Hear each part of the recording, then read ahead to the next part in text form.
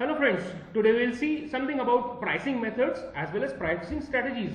Now you all know basically that the most important thing in any kind of marketing of product or services is setting the price of that particular product or the services.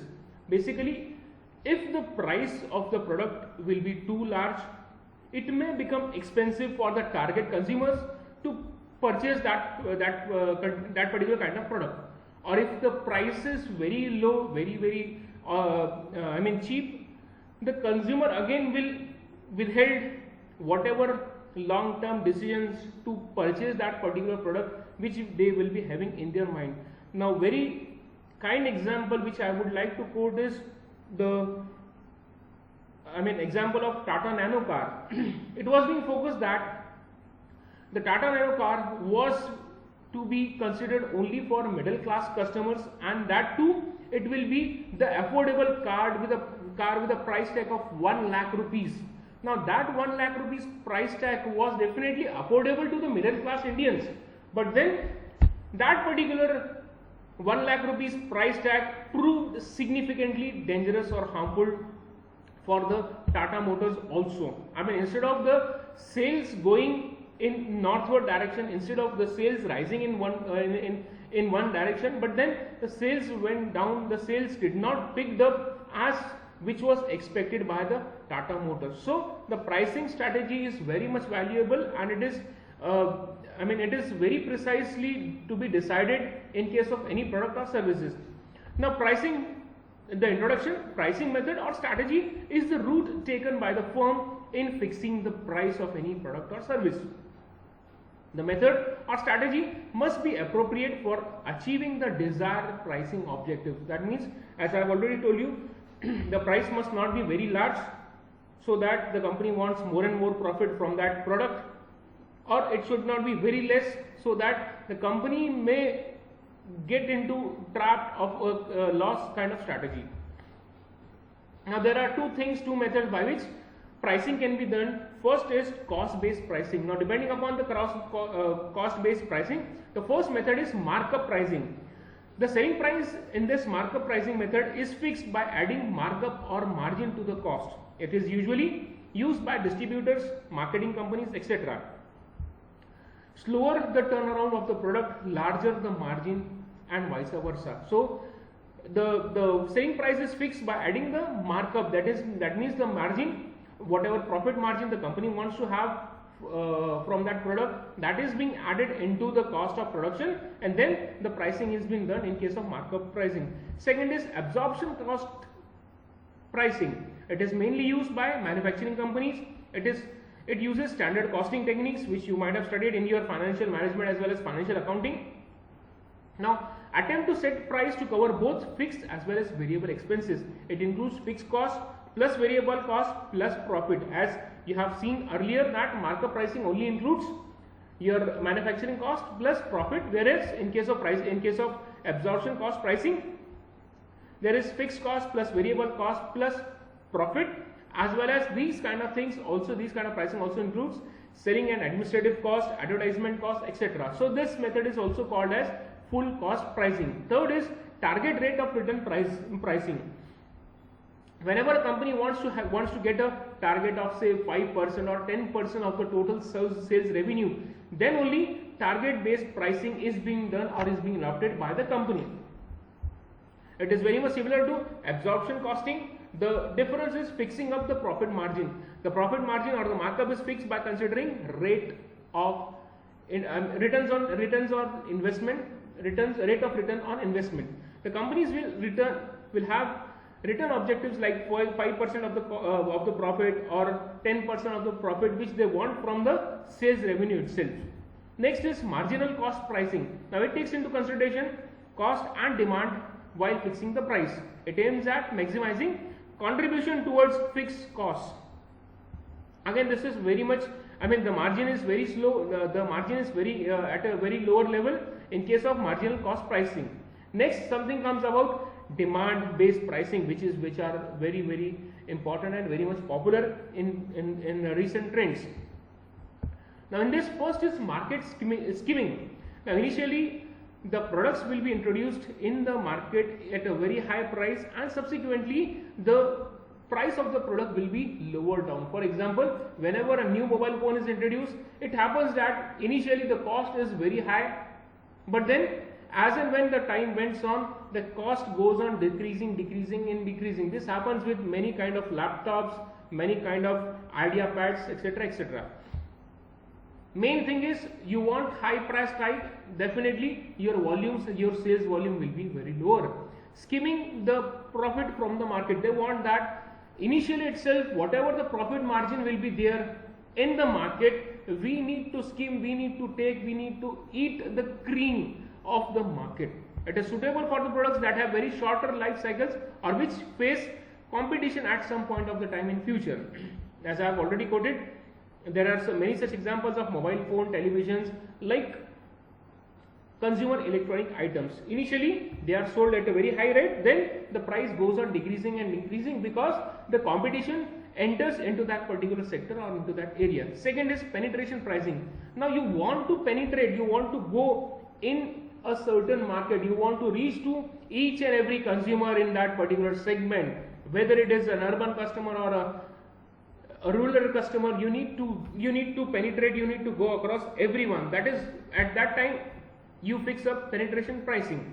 Now initially the products are introduced at a very lower price and increases its price as its demand in the market increases. Initially the cost of the product is very low, but then as and when the demand increases, definitely the price also goes on subsequently increasing. Now it is very good to capture new markets. I mean, wherever you find that, suppose in rural areas you may not be able to reach to the end customers, but then when you are fixing up, when you are having a very relatively low profit margin during the introduction stage, during the stage when the product is being introduced into the market, at that time the prices are very lower, and subsequently once the demand is very high, once the sales are generating, once the sales are more, then you ought to increase the price of those particular products.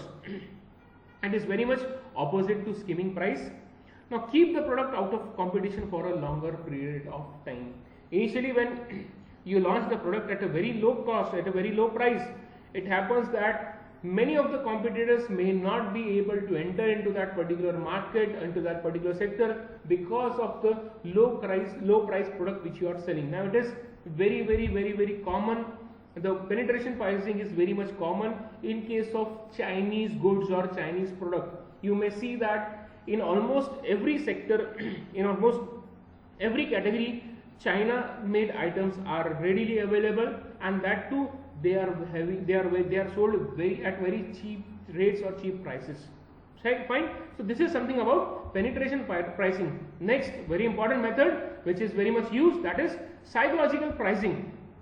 Now that psychological pricing is used to play with consumers' perceptions. I mean, consumer might have a perception that the price of the product is very high, but then you need certain psychological behavior to treat or to change the minds of the customers. Now classic example is, instead of 1000 rupees you just quote 999, or in just 100 rupees you quote, you don't quote the 3 number digit, you quote just rupees 99 only. So this particular lower cost of pricing or psychological pricing creates a consumer sense of buying that particular product. So at that time the consumer definitely go in and purchase that kind of products. This links with value pricing. High value goods priced according to what consumer thinks should be the price. And now depending upon the price, it can be, sometimes it can be 990 instead of 999. So that changes the psychology of the customer to purchase that product. Next, product line pricing. The products in a given product line are related to each other. Like I have given example, in FMCG sector there are detergent powder, detergent soaps, detergent cakes. So these are into a given product line. Now manufacturing cost of these products also will not be much different. They will be almost all same. They need not price the product optimally, but it may suit the price product line optimally. it mainly intends to get optimum profit from the product line. For example, Pulsar bikes initially when they were introduced, they were at 150cc, 180cc, 200cc, 220cc. Likewise, pricing was not that different, but then into that particular product line, Bajaj was able to introduce many sort of variants of Pulsar bikes in that particular sector. This is product line pricing. I mean, into that product line itself, you may launch variety of the products. Like in case of food and confectionery items, you can see that there is a very broad range of biscuits which are being sold by any company like Parle, like Patanjali. Now in that case, there is not just one single line. In case of cream biscuits, there are variety of cream biscuits which are available. The pricing is almost all same, like 10 rupees or 5 rupees pack. But then what differs is the weight of the biscuit, the weight of the biscuits, the gram, I mean whatever grams they are selling, that depends upon the pricing of the product. Now next is tender pricing. This pricing is specially applied in case of industrial product. The name itself says tender. You have to quote the tender and then you have to place the price of the product. Now many contracts are being avoided on the basis of tenders or quotations. Now firms that submit the price for carrying out the work, that is nothing but tender price. Purchaser then chooses what represents the best value. Mostly it is done in very secretly. The customers go by competitive bidding through a sealed tenders. The seller can only get the best possible price. He should thoroughly analyze the competitors based upon the price and other sort of things which the vendors are offering. Not only just the pricing but other terms and conditions, like what will be the terms and condition of the payment, what will be the terms and condition of the delivery methods, etc. So this is nothing but an example of tender pricing. Next, affordable based pricing. Now these are very much related to essential commodities, or it is also called as social welfare pricing. The idea of this pricing is to make the product available to the target population at a very affordable rate. Now items usually distributed through public distribution systems. Subsidies may also get involved. There are many such examples of affordable based pricing, like recently you might have seen there are generic medicine stores which are available. You are able to get medicine, you are able to get any sort of drugs with related to any health issue with that generic medical stores. Now those are very much affordable stores, though they don't charge any sort of extra price for selling their products, but based upon whatever you want, whatever ingredient you want from that product, definitely they shall be able to sell the product at a very reasonable cost. Differentiated or discrimination pricing, charging a different price for the same product in different locations. For example, petrol is being charged depending upon the GST and all other conditions. In various states, the pricing of petrol is different. Pen drive, you can see, you can get a pen drive at one place and at other place there are many such fluctuation in pricing. Similarly, the best example which I can quote here is of gold. Now gold items, gold prices are being fluctuated on daily basis, but you can see there is a large amount of difference between the gold prices existing in Mumbai, existing in Kolkata, existing in Delhi, existing in Chennai. So depending upon that, there is differentiated pricing. Price is not fixed. There is certain difference in that pricing. The price difference may also be made in case of customer class. Prices for rail travel differ for same journey at different times of the day of the class. Volume of purchase, depending upon the more volume you purchase, you will be able to bargain for that product, for the price of the product, and you will be able to get good pricing.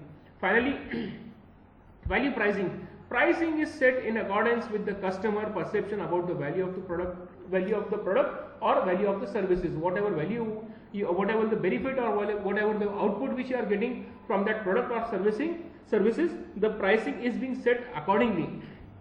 Examples includes the status product, I mean whatsoever, let it be diamond jewelry, let it be platinum jewelry.